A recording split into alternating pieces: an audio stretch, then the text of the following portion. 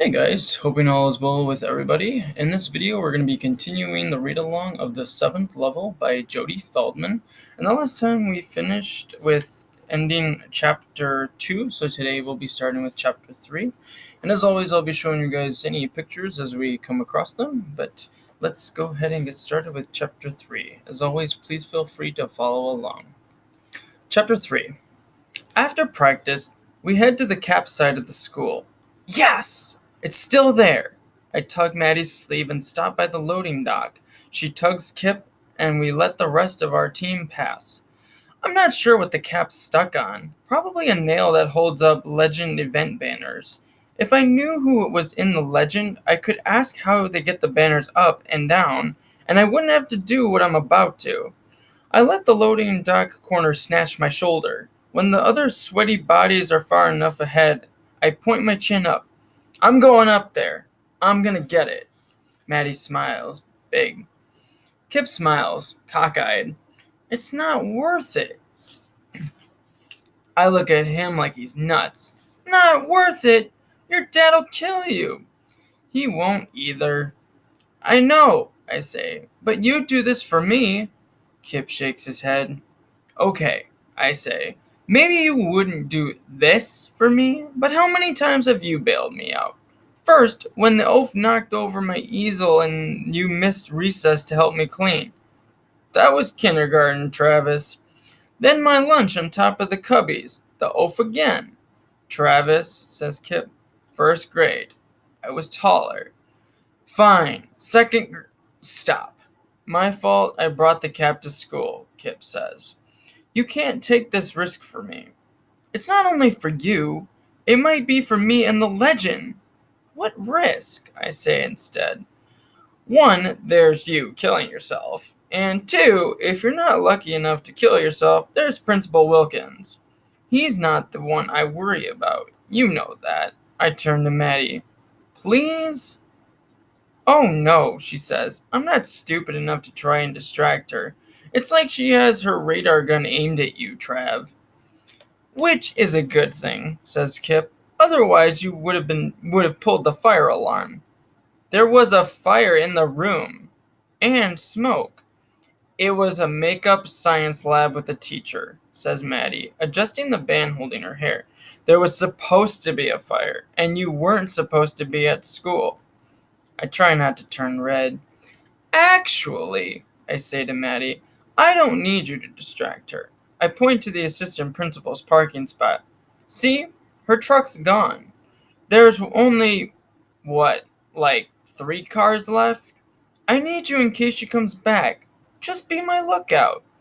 Maddie's ponytail whips around. She nudges Kip, looks at me. I stare back at her. You're the only person for the job. We all know she loves you. I can't help it if Mrs. Pinchon likes me, so don't imply I'm a suck-up. I shake my head. I didn't call you a suck-up, but if the name fits... Kip takes a step back to dodge the words that could start flying, but now's the wrong time to mix it up. Even if we do it for fun. Forget it, I say. Maddie looks up. Way up. I don't think you should do it. What? I don't need her permission, but she seems to know what I can get away with. I don't think you should do it, she says. Randall should clean up his own mess. Sure, Randall would do that, and I would walk through the fire, barefoot, doused with gasoline. One problem. Do you see him here to fix this? I ask. Just watch out in case Mrs. Pinchon comes back, okay? No way, she says. If you're doing it, I'm watching. Kip grabs on to Maddie's arm. He's not doing it. They lock eyes again like they have for about a year, like they're gonna run off and kiss. It makes my neck prickle. Kip lets her go and turns to me. I once heard that there are 1,000,000 ways to mess up a murder, and if you can think of 50, you're a genius. I'm not murdering anyone. Maybe your own self, Kip says. I don't wait for Kip to tell me the rest of the bad things that might happen. Just stand underneath so I know exactly where to go. I creep into the building enough, though Mrs. Pinchon is gone. It's like she knows me better than I know myself. And it wasn't only the fire alarm last week. It started when she was introduced during the first day of school assembly this year. I had to go to the bathroom and was wriggling in my bleacher seat, and I swear she burned her radar eyes into my bladder and made me sit still to the end. Right when I knew I was in trouble, and I will be for all middle school unless she retires real soon. Someone said she already retired but came back when our old assistant principal's wife got a new job in Toledo and they needed to find someone else. So even though I'm allowed in the school, I duck under the windows to the main office. Then I flash down the side hall to Mr. Mackenzie's custodian closet and borrow a strong piece of rope. I go upstairs to the teacher's lounge, where our teachers only lounge during school. Not after, I hope, or some school adult will haul me by the ear to lifetime detention. I knock, no answer. I slip in, around the vending machines, through the roof access. Cool. Way up here, it's like I'm tall. I tower over Kip and Maddie and now the whole baseball team. Except Randall. He is conveniently absent. Travis Rains, are you nuts? Marco yells. Maybe, but I'm not stupid. I hold up the rope so they see it. Then I tie it to my waist and hook the other end to a not too rusty pipe that juts from the roof. Trav, Kip yells. Maybe Mr. Mackenzie has a ladder in his closet. Even I'd climb that. Not tall enough, I call back. Where do you think I got the rope? What about a ladder and a stick? Or a long fishing pole? Yeah, like anyone brings a fishing pole to school. You brought a fish, says Marco. I laugh at tug at the rope tied to the pipe. That should hold, unless the pipe breaks. But I'll only need the rope if I slip. And I won't. I'll be quick, I'll go home and have a snack, Kip will have his cap, and I'll have my paper. I lie flat on my belly, my head peering over the edge to line my body with the cap that, for sure, is stuck on one of the legend's nails. 7 more nails sit in the same row on a big area of brick wall about 3 feet below me. Idea. Kip might have been right about the fishing pole. If I tie this rope to a rock or a stapler, or something to weigh it down and lean over the roof and knock the cap. Nah, too much trouble. I'd have to untie myself, come down, raid a teacher's desk to find something heavy, get caught, and be accused of stealing. This'll be faster. I wave below. Then I pivot on my stomach and stick my feet over the shallow ledge that runs around the edge. With my torso still on the roof, I lower my legs more and more until I'm upside down, L-shaped. I turn my head a little. How close am I? You can't do it, says Kip. You can't get close enough. Yeah, he can, yells Maddie. Move about 3 inches to your left, and then you have 2 or 3 feet to go. 2 or 3 feet. Great. I'm 4'8", and 2 feet something of my spindly legs are already dangling. I was hoping I'd need to hang down only on my armpits. Now it's gonna take work to hoist myself back up. I wish Kip had my arm strength. He's about 83 feet taller than I am, and would have been able to kick off the cap by now. Maybe Maddie would, too, but I don't like to remember that her legs have suddenly grown higher than my waist. I take a deep breath and ease down, brick by brick, my toes catching on mortar indents just enough to control my descent.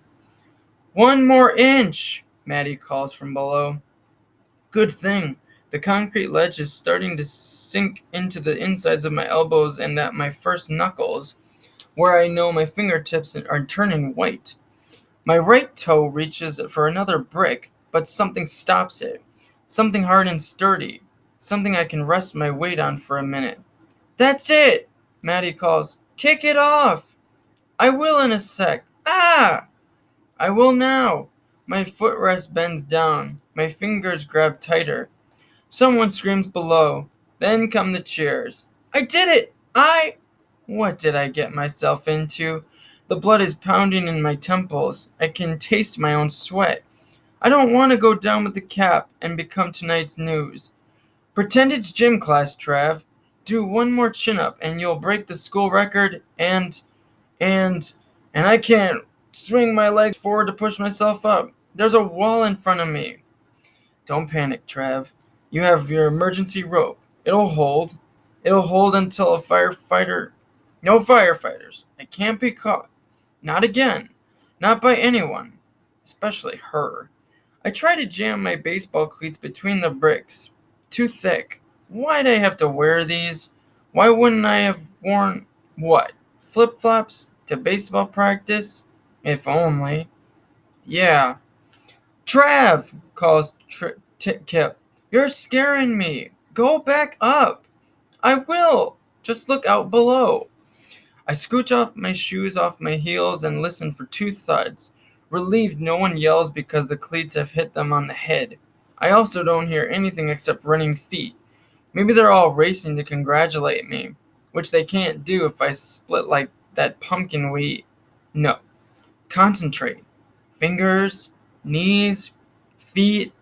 I latch my toes onto the mortar between the bricks, and in 2 seconds I'm back on the roof, looking at the angry lines in my arms, and into the angry face of Mrs. Pinchon, assistant principal in charge of discipline. Chapter 4. I don't bother to finish my sentence. You thought what? Mrs. Pinchon looms over me, talking with a deep southern drawl. I was gone? I try not to nod, but my chin seesaws up and down. Things aren't always as they appear, Mr. Raines. Remember that. Mrs. Pinchon kicks off the roof pipe I tied my rope to. Either she has high heels or steel, or the rusted pipe would have saved my underwear from flying off the roof. From its new busted open, lying down position, the pipe releases the rope to Mrs. Pinchon's hands, with me at the other end like a guilty dog, or her prisoner. We walk through the roof access door, and I gulp my voice quiet. I wants to tell Mrs. Pinchon to take her own advice. Things aren't always as they appear. What she thought was me dangling from the roof was really a tree shadow. So if everything's good, I'm out of here. With me on a leash, though, I'd be stupid if I didn't keep quiet and follow her to her office. I'd be just as stupid if I untied the rope. But if it accidentally unties itself... My fingers act on their own and play with the knot. By the time we're on the first floor, Mrs. Pinchon is walking, a leash attached to nothing. I'm still following. She glances back, then shoots me a look. I shrug. Maybe I'm not a good knot tier. Did I see a splinter of a smile on her face? Wishful thinking. With all the things she could do to me. At least she can't string me on a flagpole through my earlobe. I don't think my parents want my ear pierced. She can't expel me either. They didn't expel the 8th grader who brought drugs to school the first time. He got suspended. Can't Mrs. Pinchon understand? Today I was trying to fix things, but she probably can't understand more than rules in a rule book. After she closes her office door behind me, she doesn't haul out the book. She swivels and rocks in her body-swallowing chair. I know it swallows bodies because last spring I barely scrambled out before the old assistant principal caught me. I try to stop grinning. What you're so happy about, Travis? Your chair? Is that a question or a statement? Her eyes burn so hard into mine, I'm afraid she'll turn my green ones brown like hers. I'm also afraid to tell her I don't know how to answer her question. My chair makes you happy, she asks, saving me from admitting it. It looks comfortable. Then try it. She stands and sweeps her arm toward it like a model showing prizes on an old game show my mom watches. But Mrs. Pinchon's not close to model pretty. I can't stop staring at her eyebrows. They're like a pair of sideways question marks. Reddish, sort of drawn on, and half hidden by the red bangs that look permanently plastered to her forehead. I never noticed her eyebrows before, probably because I don't usually make eye contact with assistant principals in charge of discipline. I have no choice today, now that I'm sinking into this chair. It was more fun last time when I was sneaking a seat. Do you still like my chair? she says, moving to the other side of her desk. This is no time to disagree with anything. I nod. Good. A dangerous smile creeps onto her face. I want to see you sit there and walk into my shoes, so to speak. I bite my lip to keep from laughing. What's so funny? Does this lady know anything? I'm sorry, Mrs. Pinchon. I was picturing me walking in your shoes, your high heels. She turns away from me. I'm hoping to hide a smile. Do you think this is the proper time for such thoughts? Shouldn't you be thinking about your little stunt? It's hard, I say. My brain keeps flooding with what you're gonna do to me. Which is why I have you sitting in my chair, she says. I want you to be me. What punishment would you give yourself? Me? All I can think about is grabbing my passport from my dad's top dresser drawer and fleeing to Micronesia. Can't we look into the rulebook to see what's appropriate? That's the problem, she says. The rulebook doesn't cover suicide missions. I wasn't gonna kill myself. You could have, and schools don't like it when that happens. Is that a joke? Should I laugh? Nah, better listen. So, Mr. Raines, appropriate punishment. I should get the worst over with. Maybe not the worst, which would be banning me from the Legend, tied with banning me from soccer next fall. Okay, the next worst. I wouldn't suspend me, I say. I wasn't mean. I didn't hurt anyone. And it's not good for a kid to stay home from school. You don't learn anything. You get bored, then you get into more trouble. Especially a 12-year-old kid like me with both parents working and only my dog at home. I agree, she says. I don't think suspension benefits your actions or befits them. Other ideas? I watch myself into the mirror ball necklace she always wears. It sways back and forth, trying to hypnotize me. Detention, I say in my new hypnotic state. I can't handle smelly detention after school and still catch the end of baseball practice. Mrs. Pinchon nods. Detention. Settled. For how long? Am I deciding my own punishment? Cool. How long? She looks too serious for one day. This is Tuesday. The rest of the week? Fine, she says with another sweep of the arm that sends me to the wooden chair on the other side of her desk. Are you gonna call my mom now? She sits, rocks back, her chin resting on her fingertips. No, you get the pleasure of telling your parents all the gory details. She starts typing at the computer. Why can't she call and get this over with? How do I tell my mom what happened without freaking her out? How do I get that paper from Kip's cap without telling him about it? I wait forever with nothing to do but stare at my own face staring back at me through the ADA Pinchon letters on her gold template. Ada Pinchon. Finally, Mrs. Pinchon triggers the printer. This will be for your parents to sign, she says, and detention for the rest of the week. That's appropriate, but I hate but can you make your scrape dried up gum from under the desks or clean the gym lockers with, but I don't know if that's creative enough for your offense. Huh? Will but have me tap dancing in detention? Or wearing a fairy costume to gym class? I don't know exactly what you mean. I mean, she says, your actions don't fit any guidelines, so your punishment shouldn't either. She glances out the window. Ah, here comes Mr. Mackenzie with my pickup and those cases of toilet paper the supply company forgot to deliver today. My punishment involves the janitor and toilet paper? Idea. Can my punishment be to help in a safer way? Like helping Mr. Mackenzie? She lets out a short laugh. Why not, Travis? Go help Mr. Mackenzie. My lungs breathe easier. But also, according to this letter, you're to be standing in front of your house tomorrow morning at 7 sharp looking for my pickup. I'm your bus, your bicycle, and your legs the rest of this week. You'll spend your detention here in my office 7 o'clock until school starts, then after school until I take you home, around 5:30. Something, thankfully, you weren't aware of before you climbed onto the roof. And that is where I will end the video there, ending chapter 4. So in the next video, we'll be continuing with chapter 5. But I hope you guys enjoyed that video, and I look forward to seeing you in the next video of the 7th level, and we'll be continuing with chapter 5. And as always, guys, please take good care of yourselves, and thank you so much for watching.